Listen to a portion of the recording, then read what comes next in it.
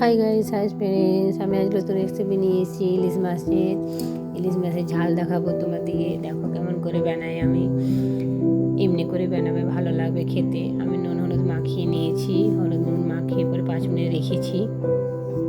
এখানে কড়াই চাপাইছি, কড়াইয়ে তেল দিয়েছি। তেল দেওয়ার পর তেলটা গরম হয়ে যাবে আর আমি ইলিশ মাছটা হালকা করে ভাজবো। এখানে দেখো আমি সরষা, কাঁচা লঙ্কা, পোস্ত নিয়েছি এই রেসিপির জন্যে। আর এটা আমি পেস্ট করে নেব। আর এখানে দেখো তেল গরম হয়ে গিয়েছে, আমি মাছটা একে একে হালকা করে ভাজবো মাছটা, তাতে ভালো লাগবে খেতে, স্বাদ হয় খেতে। আর আমি এটা কাঁচা ইলিশও করি, ভাপা ইলিশ করি, ওটা তোমাদের দেখাবো করবো। আর আমি এখানে হালকা করে মাছটা ভেজে নেব, ভেজে পরে তুলে নেব মাছটা। মাছ আছে দেখো আমার ভাজিয়ে গিয়েছে হালকা করে, উলট পালট করে আর একটু পাট করে ভেজে নেব। আর এই রেসিপিতে আর একটা মশলা লাগবে, ওটা আমি তোমাদের দেখাবো। আর দেখো একটু হালকা করে ভাজা হয়ে গিয়েছে, এবারে মাছগুলো আমি কেকে তুলে নেব।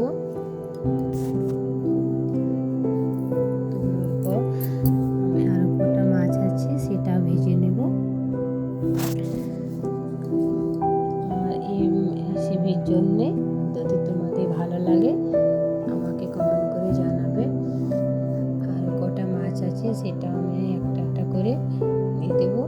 এটা ভেজে নেব হালকা করে মাছটাকে। আর দেখো কড়াইয়ে আর একটু তেল দিব, আর একটু তেল দেওয়ার পর আমি এটাতে কালো জিরা দেবো। কালো জিরাটা একটু হাতে মশ করে নেবে। কালো জিরাটা দিলে আরও ভালো লাগে খেতে, স্বাদ হয় খেতে। আর কালো জিরাটা দেওয়ার পরে দেখো এখানে আর একটা মশলা নিয়েছি আমি, জিরা, ধনা আর লঙ্কা গুঁড়ো আর হলুদ। এটা আমি একটা বাটিতে নিয়ে নেব। বাটিতে নেওয়ার পর একটু জল দিয়ে এটা আমি মিক্স করে নেব।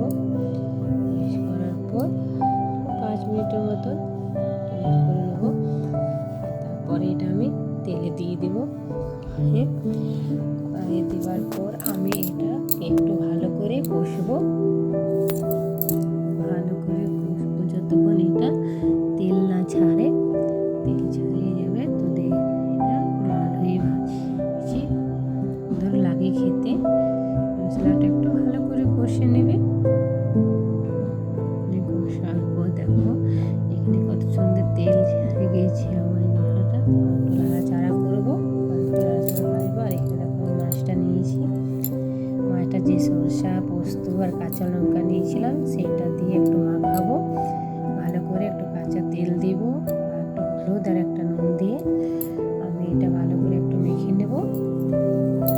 মেখে পরে আমি এটা কড়াইয়ে দেব।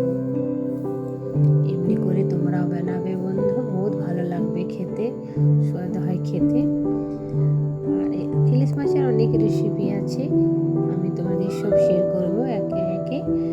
দেখো এখানে ভালো করে একটু মাখিয়ে নেবে হাতে করে, ভালো করে উলট পালট করে নেবে। উলট পালট করার পর আমি এটা কড়াই দিয়ে দেবো। দেখো ছেড়ে গিয়েছে মশলা থেকে। আর এটা আমি কড়াই এবারে দিয়ে দেবো মাছটাকে। আর 10-15 মিনিটের মতন এটাকে আমি ঢাকা দিয়ে রান্না করবো।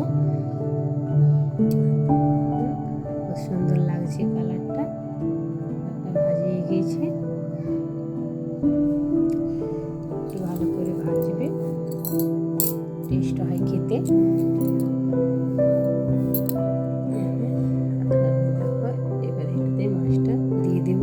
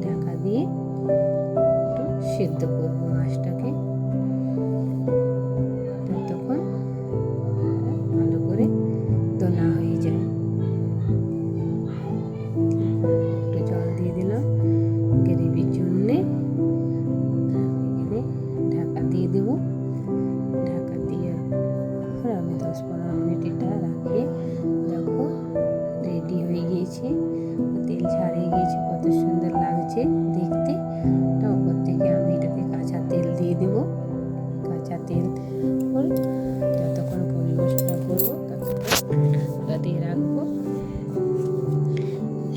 হয়ে গেছে আমার, গ্যাসটা অফ করে দিলাম। আর এখানে একটা বাটিতে আমি মাছটা তুলে নিচ্ছি। আমি এখানে গরম গরম ভাত রেডি করে রেখেছি। আর আমি এটাতে আর একটু দুটো মেনু বানিয়েছি। পোস্ত করেছি, টমেটো আলুতে পোস্ত,